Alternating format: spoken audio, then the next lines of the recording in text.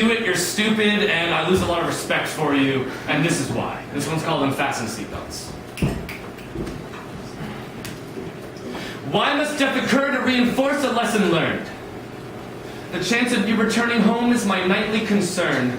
All I can do is preach.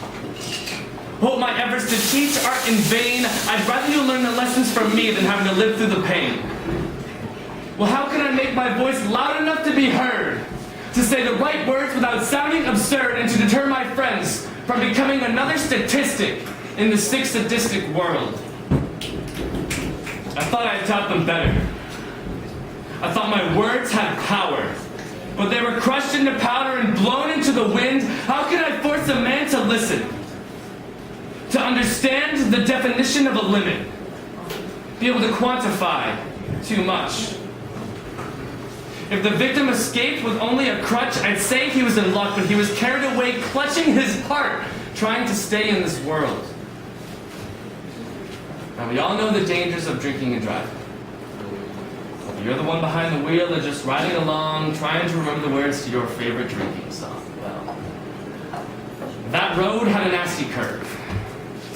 Forcing the driver to swerve, losing control, smashing passenger side first into a utility pole.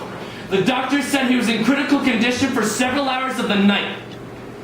The driver was locked in a cell, cowering in fright for what the first flight may bring.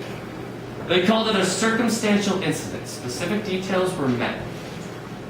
A dark road, a blurry phone, sending a text, "We're almost home."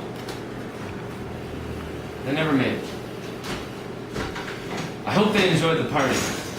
I'm sure the birthday girl will never forget those feelings of regret she had as she was waving goodbye, unaware that it'd be for the final time. She was spending her night slurring warnings left and right.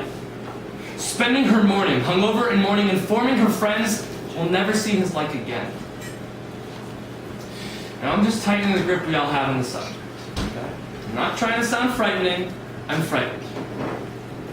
For the choices we make affect more than just ourselves. If my friends had carpooled, my shelves would be filled with the photos of the fallen. I'm just answering my call, and I've got a responsibility.